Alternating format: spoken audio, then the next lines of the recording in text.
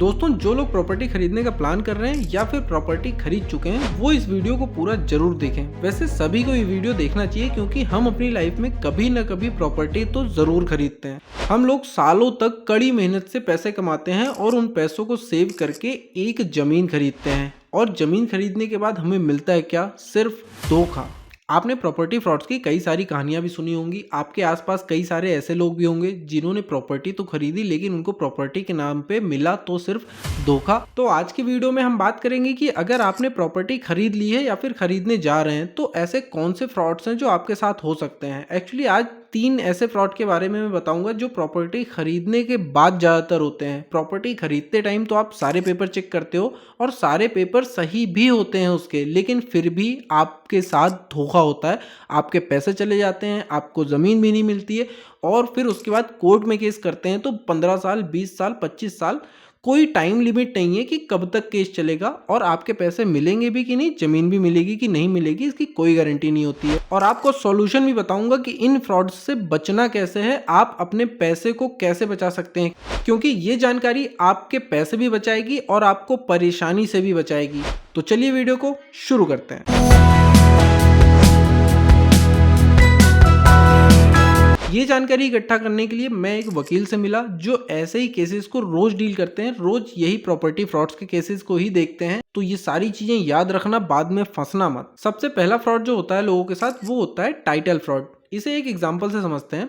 मान लीजिए कि मेरी एक प्रॉपर्टी है और मैंने उसे आपको बेच दिया। आपने सारे पेपर चेक कर लिए, प्रॉपर्टी मेरी है, उसका ओनर भी मैं हूं और मुझे उसे बेचने का अधिकार भी है। सारे पेपर सही हैं, कोई दिक्कत नहीं है। मैंने आपको बेच दी, आप बहुत खुश हुए।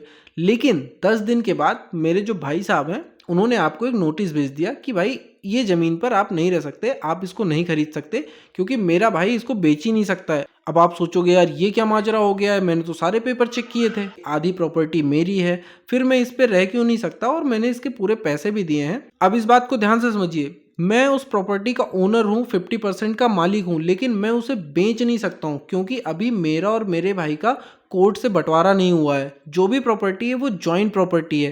अभी तक ये फाइनल नहीं हुआ है कि उसका कौन सा पार्ट मेरा है, कौन सा पार्ट उसका है। और ये सब चीज़ें कहीं आपको पेपर पे लिखी हुई नहीं मिलेंगी। पेपर पे तो लिखा रहेगा कि हाँ ठीक है 50% मेरा है, 50% मेरे भाई का है। आप देखोगे हाँ ठीक है 50% तो आपका है ही है, 50% आप ले लोगे। लेकिन अभी तक ये डिसाइड नहीं हुआ है कि 50% में कौन सा पार्ट मेरा है और कौन सा पार्ट मेरे भाई का है।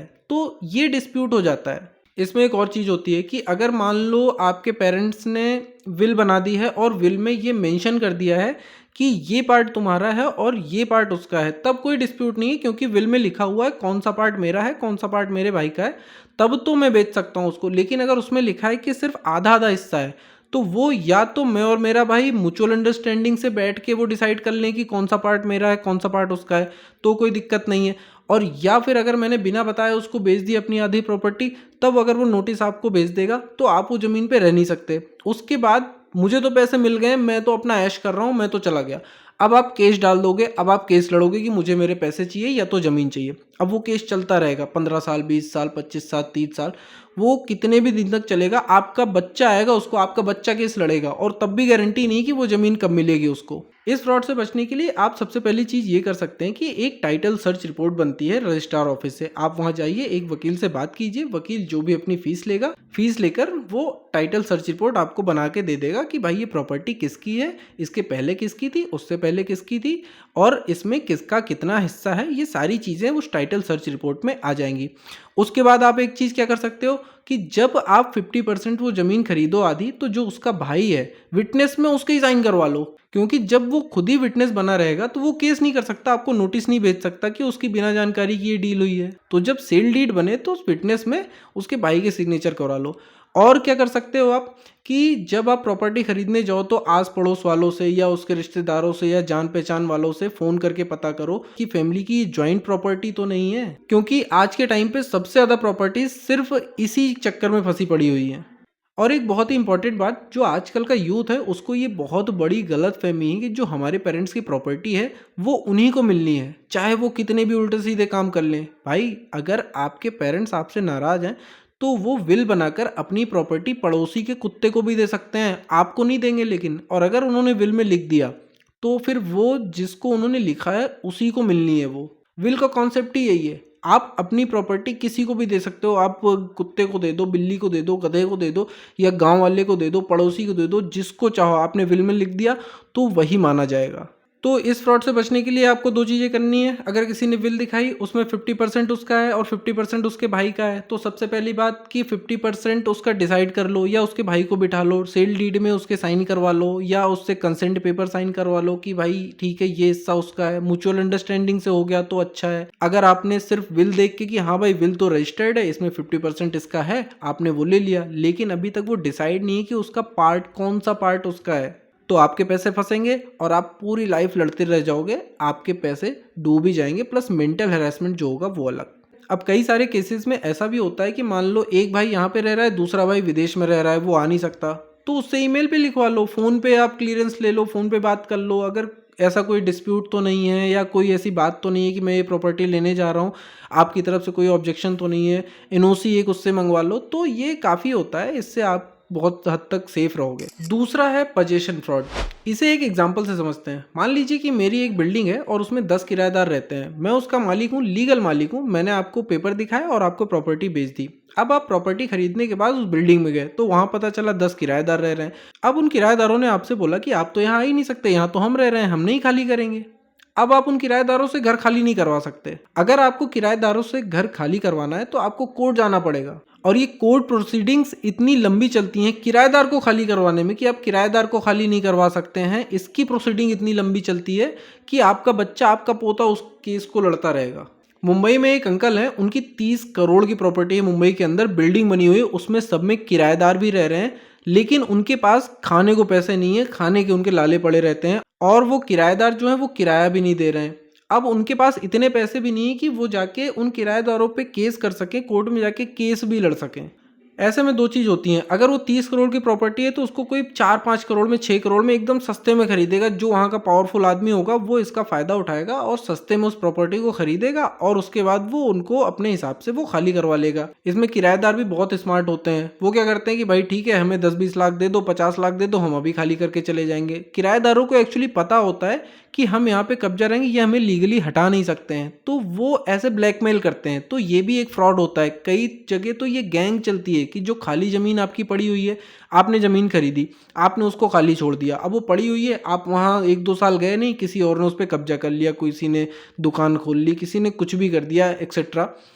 तो अब आप उससे खाली करवाने के लिए कोर्ट जाओगे। अब वो बोलेगा आपसे कि ठीक है हमें 5 लाख 10 लाख दे दो। अब या तो आपकी जो 1-2 करोड़ की प्रॉपर्टी है आप 10-20 लाख उसको दोगे, या फिर कोर्ट में 15-20 साल लगाओगे, तो आपको ईजी पड़ेगा कि यार पैसे दे दो। तो कुछ लोग गैंग बना के ये फ्रॉड करने ही बैठे हैं। उनका काम ही यही है कि भाई साल में 2-4 प्रॉपर्टी पे कब्जा करो, जिसकी प्रॉपर्टी अगर 1 करोड़ की हो तो 5 लाख 6 लाख तो दे ही जाएगा। अब हम बात कर रहे थे किराएदारों से घर खाली करवाने की। ऐसा नहीं कि आपकी प्रॉपर्टी आपको मिलेगी नहीं, लेकिन कितने टाइम में मिलेगी ये कैलकुलेट कर लेते हैं। सबसे पहले आप किराएदारों से घर खाली करवाने के लिए रेंट ट्रिब्यूनल में केस फाइल करोगे, 4-5 साल यहाँ लग जाएंगे। अब आप केस जीत गए। अब जो किराएदार है वो क्या करेगा कि 30 दिन के अंदर रेंट अपीलेंट ट्रिब्यूनल में अपील कर देगा, उसको वहां से स्टे मिल जाएगा। अब वहां 4-5 साल लग गए, अब वहां भी आप केस जीत गए। अब क्या सोच रहे हो आपको प्रॉपर्टी मिल जाएगी? रुको जरा, अभी हाई कोर्ट है, वो हाई कोर्ट में अपील कर देगा। चलो ठीक है, 4-5 साल वहां लग गए। ये तो मैं सिर्फ एक कैलकुलेशन बता रहा हूँ 4-5 साल की, लेकिन ऐसा होता नहीं है। इसमें 40 साल 50 साल तक केस चल रहे हैं बहुत से लोगों के, और बहुत से लोग तो केस लड़ते लड़ते निपट भी गए। उनके बच्चे कहीं काम कर रहे हैं, कहीं काम कर रहे हैं, जो किराएदार रह रहा है वो आज भी वहीं पे रह रहा है। तो ऐसे में आपके पैसे भी गए, आपकी ज़मीन भी गई, आपका मेंटल हैरेसमेंट भी हुआ, आपका समय भी गया। उसके साथ साथ जो आप अपने काम धंधे को छोड़ के, अपनी फैमिली को छोड़ के, वो जो टाइम आपको अपनी फैमिली को देना चाहिए वो आप कोर्ट में जाके वकीलों को पैसे दे रहे हो। जो वेकेशन पे जाने के पैसे हैं वो आप वकीलों पे खर्च कर रहे हो। तो इससे बचने के लिए सबसे पहले जब भी आप प्रॉपर्टी लो तो वहाँ पहले कब्जा लो जाके। आप देखो कि वहाँ कोई रह तो नहीं रहा है, किसी ने वहाँ कब्जा तो नहीं कर लिया है, कोई और यूज़ तो नहीं कर रहा है। बहुत से केसेस में मैंने ये देखा है कि लोग बड़े बड़े जो भूखंड होते हैं वो खरीद लेते हैं, एग्रीकल्चरल लैंड होते हैं, 10-10 एकड़ 20-20 एकड़ खरीद लेते हैं इन्वेस्टमेंट के लिए, लेकिन अब बाद में पता चलता है कि उसको तो कोई और ही जोत रहा है, मतलब कोई उसको और यूज़ कर रहा है, किसी ने और उसमें अनाज बो दिया है। तो अब आप उससे खाली कैसे करवाओगे? अब उससे खाली करवाने में आप तो केस लड़ रहे हो, उसका काम तो चल रहा है, उसकी कोई टेंशन नहीं है। पैसे आपके गए, टाइम आपका गया, परेशानी अलग से जीवन भर की है। पैसे आपकी मेहनत के हैं। तो सबसे पहले ज़मीन खरीदने से पहले आप उसका कब्जा लीजिए। जाके वहाँ देखिए कि कोई वहाँ पे कब्जेदार है कि नहीं है, खाली है कि नहीं है, आपको अच्छे से पोजीशन मिल रही है कि नहीं मिल रही है। और अगर आपने खाली ज़मीन ली है, आप वहाँ रोज़ नहीं जा सकते, रोज़ यूज़ नहीं कर सकते, तो थोड़ा सा खर्चा और करके उस पे बाउंड्री करवा लीजिए, फेंसिंग करवा लीजिए और उस पे अपना बोर्ड लगा लीजिए कि ये प्रॉपर्टी किसको बिलोंग करती है, ये प्रॉपर्टी मेरी है, और उसका फोटो वीडियो बना के रख लीजिए। इससे क्या होगा कि आप बहुत हद तक सेफ रहेंगे। अब आपने टाइटल भी चेक कर लिया, पोजीशन भी चेक कर ली, दोनों चीज़ें ओके हैं। इसके बाद आता है पावर ऑफ अटॉर्नी फ्रॉड। आजकल लोग क्या करते हैं कि स्टाम्प ड्यूटी का खर्चा बचाने के लिए पावर ऑफ अटॉर्नी से ज़मीन के ट्रांजैक्शन कर रहे हैं, और कम से कम 90% ट्रांजैक्शन ऐसे ही हो रहे हैं। मान लीजिए कि कोई बाहर रहता है, उसने मेरे नाम पे पावर ऑफ अटॉर्नी कर दी है कि इस ज़मीन को मैं बेच सकता हूँ। अब उस ज़मीन की पावर ऑफ अटॉर्नी मेरे नाम पे है, तो इसमें दो तरीके से फ्रॉड हो सकता है। पहला, मैं ईमानदारी से वो ज़मीन आपको बेच दूं और सारे पैसे जो बंदा जिसने मुझे पावर ऑफ अटॉर्नी दी है उसको ट्रांसफ़र कर दूं, और बाद में वो बंदा क्या करेगी, पावर ऑफ अटॉर्नी को कैंसिल कर दे।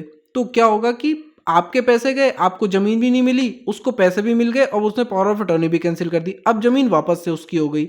एक्चुअली गवर्नमेंट ने क्लियरली मेंशन कर रखा है कि पावर ऑफ अटॉर्नी से जितने भी ट्रांजेक्शन होंगे वो वैलिड नहीं होंगे। अब दूसरा फ्रॉड इसमें क्या हो सकता है कि मैं अपना दिमाग थोड़ा सा एक्स्ट्रा चला लूं और एक ही प्रॉपर्टी को 4-5 लोगों को बेच दूं। अब मुझे पैसे मिल गए उसके 4-5 गुना।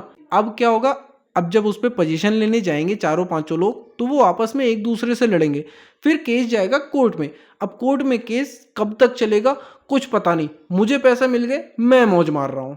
तो हमेशा ही याद रखिए कि अगर कोई आपसे कहे कि ये ज़मीन है और इसकी पावर ऑफ अटर्नी मेरे पास है, तो उसको दूर से ही हाथ जोड़ लीजिए कि भाई ये पावर ऑफ अटर्नी आप अपने पास रखो, मुझे नहीं चाहिए कोई ज़मीन। तो जिसके पास पावर ऑफ अटर्नी हो उससे तो ज़मीन लेना ही मत कभी। तो दोस्तों, जब भी प्रॉपर्टी खरीदने का मन बनाए, या आपके रिश्तेदार में, आपके दोस्तों में, आपके जान पहचान में कोई भी प्रॉपर्टी खरीदने का प्लान कर रहा है, तो उसको ये वीडियो जरूर भेजें, क्योंकि जानकारी जरूरी है। बाद में फंसने से अच्छा है कि पहले इन सब चीज़ों को चेक कर लिया जाए, उसके बाद ही प्रॉपर्टी ली जाए, क्योंकि पैसे बहुत मेहनत से आते हैं। तो दोस्तों, अगर वीडियो सही लगी हो तो वीडियो को एक लाइक जरूर से कर दीजिएगा, और चैनल को सब्सक्राइब अभी तक नहीं किया है तो सब्सक्राइब भी जरूर कर लीजिएगा, क्योंकि जानकारी जरूरी है। फिर मिलते हैं एक नए वीडियो में, तब तक के लिए जय हिंद, जय भारत।